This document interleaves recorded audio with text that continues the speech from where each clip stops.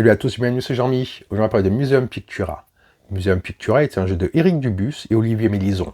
Le jeu est illustré par Joël Drance, Loïc Musy et Katharina Varlamov. C'était un jeu pour 2 à 4 joueurs, des durées de partie d'environ 60 minutes à partir de 14 ans. Le jeu est édité par Holy Grail Games et Synapse Games. C'est un jeu de collection dans lequel les joueurs vont incarner des conservateurs de musées qui vont essayer d'avoir les plus belles expositions de peinture afin de répondre aux exigences du public. Allez, on va voir comment ça se passe. Et on se retrouve avec la mise en place ainsi que le matériel. Pour la mise en place, commencez par placer le plateau au centre de la table. Mélangez les cartes tendance et placez-les à leur emplacement. Faites de même pour les cartes faveur. Tirez une carte tendance et placez-la à l'endroit prévu à côté du paquet. Mélangez les cartes peinture et séparez-les en un ou plusieurs paquets pour former ce qu'on va appeler le marché de l'art. Vous pouvez placer ces paquets autour de la table, qu'ils soient facilement accessibles à tous les joueurs. Pour chacun des 4 musées internationaux, vous tirez une carte tendance que vous placez aux emplacements prévus. Ensuite, vous allez tirer 4 cartes peinture pour chaque musée. Si une de ces cartes possède une icône, une couleur ou un chiffre présent sur la carte tendance de ce musée, placez-la dans la colonne de gauche, sinon dans la colonne de droite. Par exemple ici, ce musée-là désire ces cartes-là, on retrouve l'icône, donc je les place ici. Ici, il n'y a rien qui correspond, elles vont dans cette colonne-là. Placez le jeton de fin de partie sur la case 50 points de la piste de score. Placez le plateau mécène, mélangez les cartes mécènes et révélez 5 cartes. Placez le plateau des expositions, puis appareillez les jetons exposition selon leur couleur ou leur icône. Puis pour chaque paire, empilez le jeton avec l'icône 3 points sur l'autre jeton du même type avant de le placer sur le plateau. Par exemple ici, vous voyez le premier jeton et le deuxième jeton avec les 3 points au-dessus. Chaque joueur va ensuite prendre un plateau de la couleur de son choix, ainsi qu'un jeton score et un jeton faveur de la même couleur. Distribuez 5 cartes peinture à chaque joueur, ainsi qu'une carte faveur. Chaque joueur va ensuite recevoir 3 cartes tendance, il les regarde, en choisit une, remet les autres dans le paquet et vous remélangez. Les cartes tendance vous permettront de marquer des points en fin de partie. Placez le jeton faveur de chaque joueur sur le 10 de la piste de score, puis vous allez tirer les jetons score des joueurs au hasard, celui que vous tirez sera premier joueur. Placez son jeton sur le 4, et ensuite, dans le sens des aiguilles d'une montre, deuxième joueur sur le 3, puis le 2 et le 1 si vous êtes 3 et 4 joueurs. Une fois que ceci est fait, vous allez être prêt à jouer. Vous pouvez également donner à chaque joueur les cartes aide de jeu, celles avec le tour et les différentes actions, et celle qui vous explique comment vous marquez les points en fin de partie et les points que rapportent les collections. Dans Museum, vous jouez des conservateurs de musée. Vous allez exposer des cartes sur votre plateau, dans votre musée, pour marquer des points. Vous allez échanger des cartes avec les musées pour également marquer des points et avoir des cartes à exposer. Vous allez faire des collections dans votre musée, et plus la collection est grande, et plus cela rapportera de points. Vous pourrez également faire des expositions temporaires qui vont vous rapporter des points. Dès qu'un joueur arrive à 50 points, cela met fin à la partie.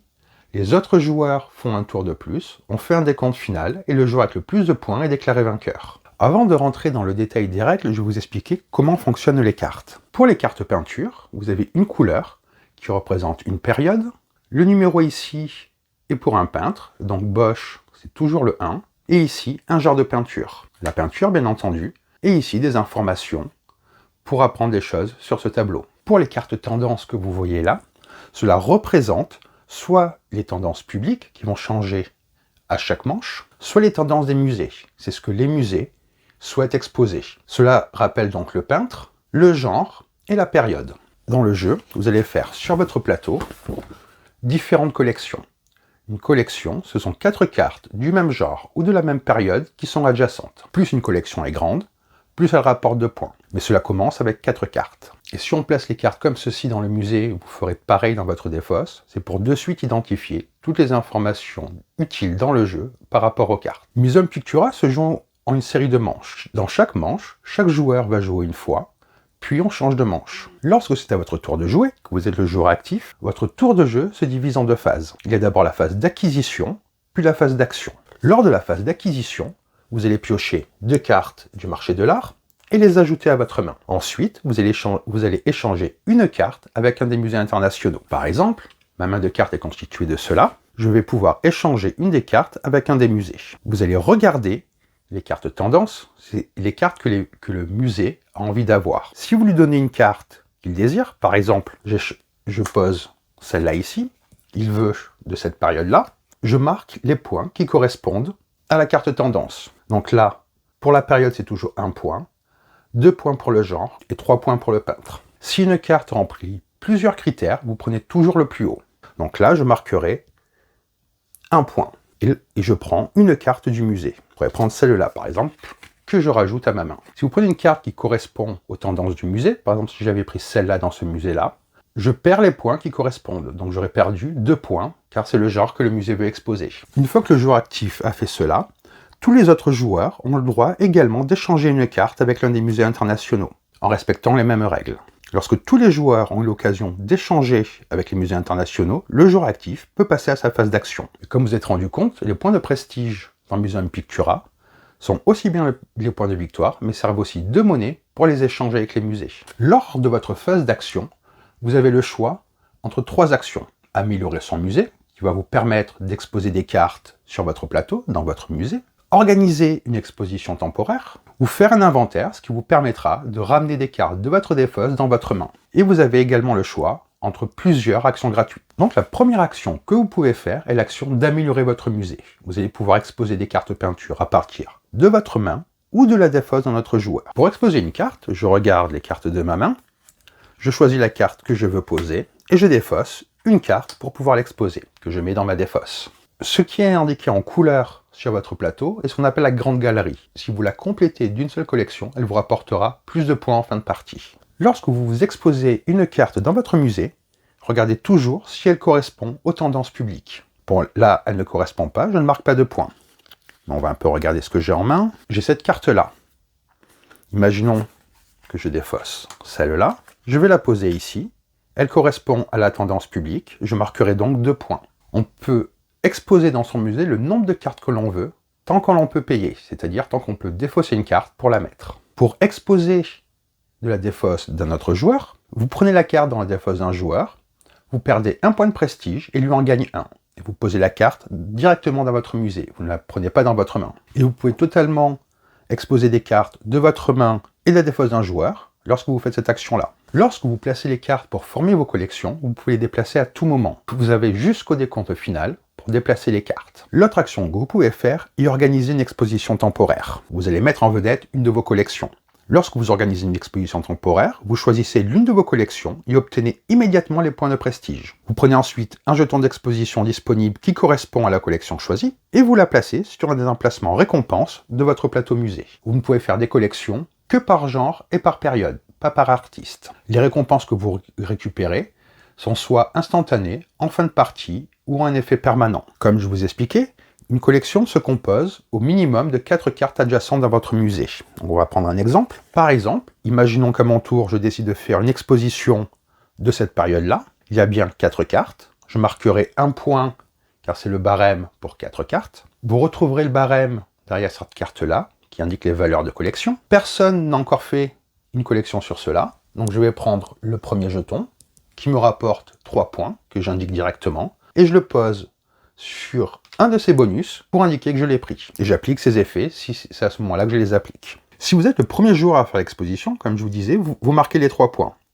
Par contre, s'il n'y a plus de jetons disponibles pour un genre ou pour une période, vous ne pouvez pas organiser votre exposition temporaire. Un joueur ne peut organiser qu'une exposition par genre ou par période, et au maximum, un joueur peut faire 6 expositions temporaires. L'autre action que vous pouvez faire est faire un inventaire.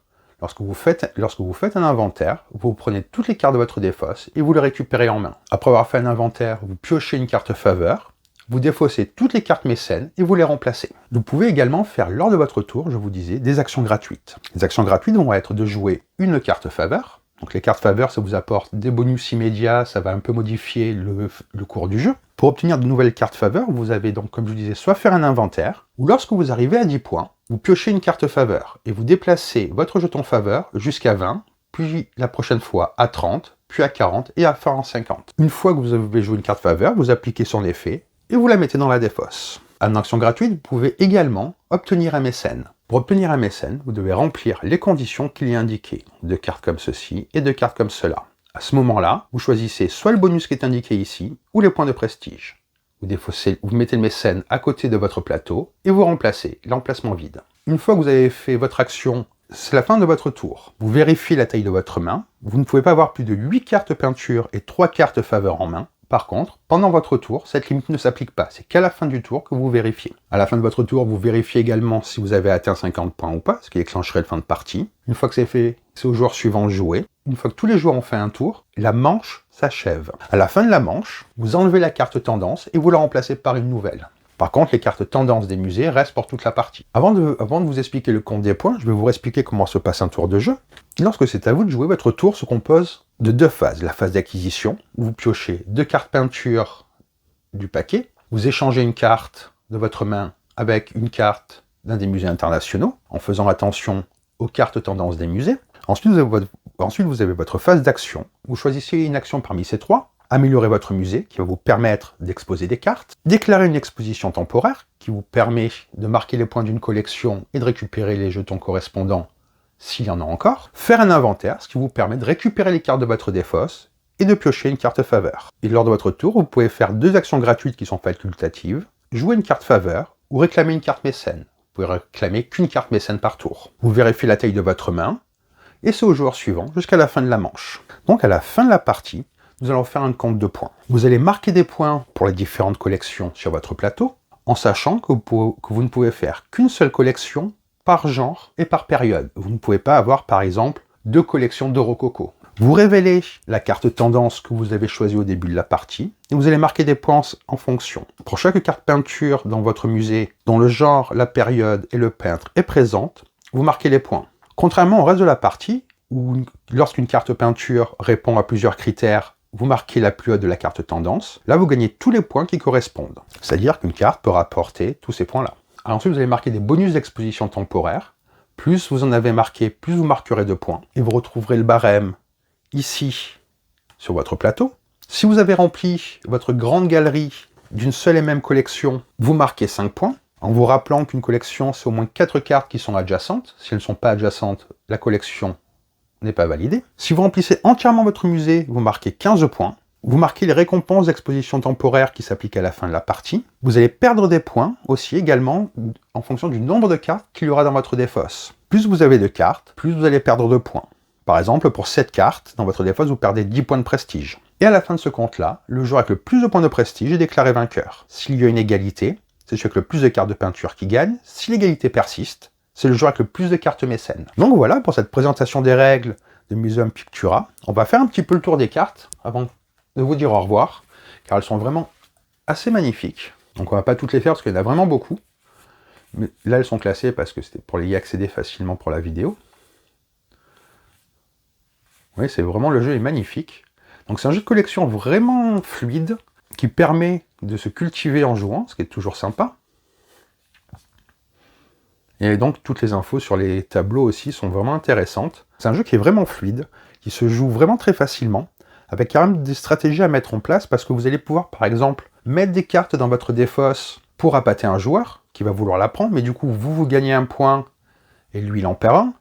Les cartes que vous allez échanger dans le musée, des fois, elles vont vous rapporter des points, mais des fois, ça va être aussi intéressant pour vous, en fonction de votre carte tendance de fin de partie, d'en prendre une pour continuer à marquer des points. Il faut bien faire attention à ces collections, c'est de les faire les plus grandes possibles pour marquer le plus de points, mais des fois c'est pas évident. Donc on passe pas mal de temps aussi, c'est assez sympa, essayer de ranger son musée, moi j'aime bien, pour à la fin avoir le plus beau musée possible. Donc j'espère que cette vidéo vous a plu. Si elle vous a plu, n'hésitez pas à laisser un commentaire et à vous abonner à la chaîne. Sur ce, je vous dis bonne partie et bon jeu!